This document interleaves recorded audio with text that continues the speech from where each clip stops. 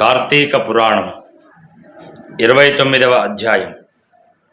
అంబరీషుడు దూర్వాసుని పూజించుట మరియు ద్వాదశి పారాయణం.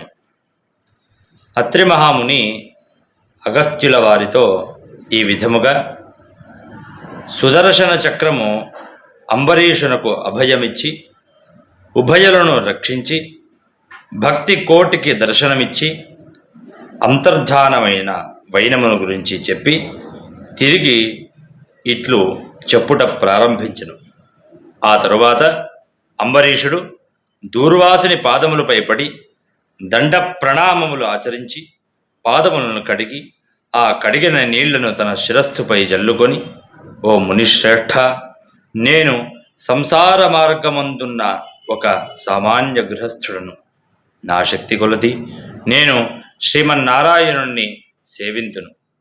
ద్వాదశి వ్రతము చేసుకొనుచు ప్రజలకు ఎట్టి కీడు రాకుండా ధర్మవర్తనుడనై రాజ్యమేలుచున్నాను.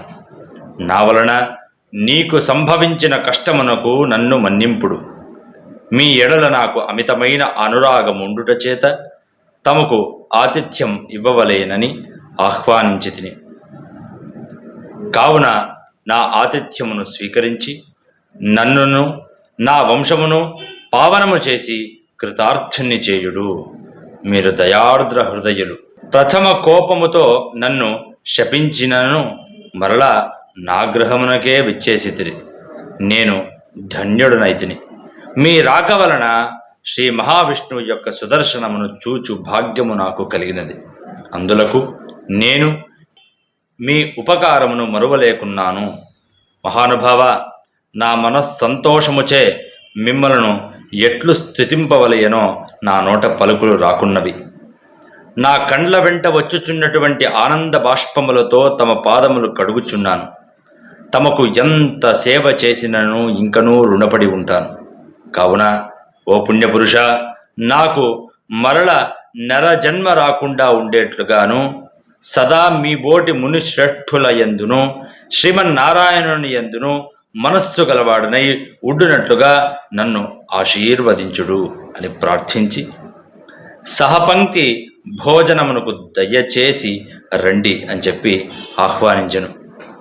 ఈ విధముగా తన పాదములపై పడి ప్రార్థించుచున్న అంబరీషుణ్ణి ఆశీర్వదించి, రాజా, ఎవరు ఎదుటివారి బాధను నివారణ గావించి ప్రాణములు కాపాడుదురో, ఎవరు శత్రువులకైనను శక్తి కొలది ఉపకారము చేయుదురో అట్టివారు తండ్రితో సమానమని ధర్మశాస్త్రములు తెలియజేయుచున్నవి.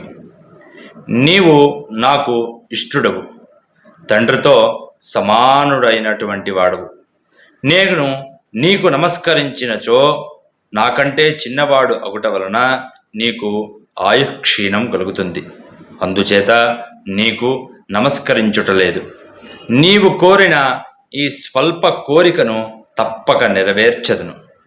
పవిత్ర ఏకాదశి వ్రతనిష్ఠుడవగు నీకు మనస్తాపమును కలుగజేసినందులకు వెంటనే నేను తగిన ప్రాయశ్చిత్తమును అనుభవించి తిని, నాకు సంభవించిన విపత్తును తొలగించుటకు నీవే దిక్కైతివి. నీతో భోజనము చేయుట నా భాగ్యము కాక మరొకటి అవుతుందా అని దూర్వాస మహాముని పలికి అంబరీషుని అభీష్టము ప్రకారము పంచభక్ష పరమాన్నములతో సంతృప్తిగా విందు ఆరగించి అతని భక్తిని ప్రశంసించి అంబరీషుణ్ణి దీవించి సెలవు పొంది తన ఆశ్రమునకు వెళ్ళెను. ఈ వృత్తాంతమంతయు కార్తీక శుద్ధ ద్వాదశి దినంబున జరగనది.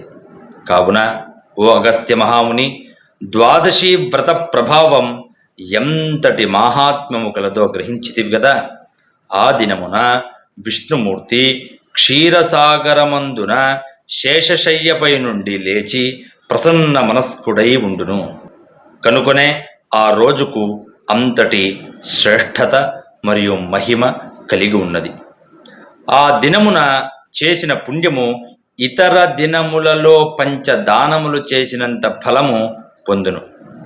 ఏ మనుజుడు కార్తీక శుద్ధ ఏకాదశి రోజున శుష్కోపవాసముండి పగలెల్లా హరినామ సంకీర్తన చే గడిపి ఆ రాత్రంతయు పురాణము చదువుచు లేక వింటూ జాగరణ చేసి ఆ మరునాడు అనగా ద్వాదశి నాడు తన శక్తి కొలది శ్రీమన్నారాయణుని యొక్క ప్రీతి కొరకు దానములిచ్చి బ్రాహ్మణులతో కూడి భోజనము చేయునో అట్టివాని సర్వ పాపములు ఈ వ్రత ప్రభావం వలన పటాపంచలైపోతాయి.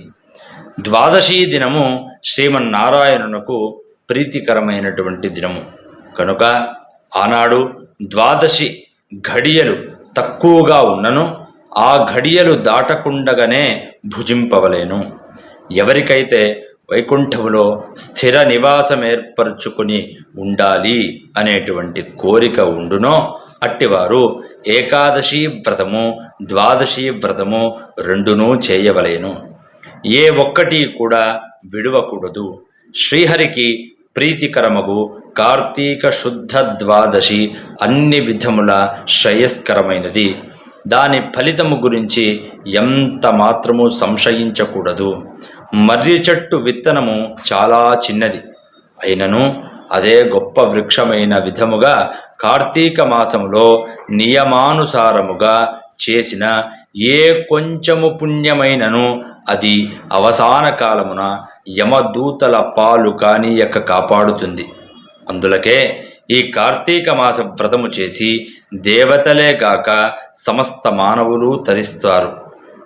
ఈ కథ ఎవరు చదివినను లేక వినినను సకల ఐశ్వర్యములు సిద్ధించి సంతాన ప్రాప్తి కూడా కలుగును అని అత్రి మహాముని అగస్త్యునకు బోధించిరి. 39వ 29వ రోజు పారాయణము సమాప్తము. Thanks for watching. Please comment, like, share and subscribe our channel.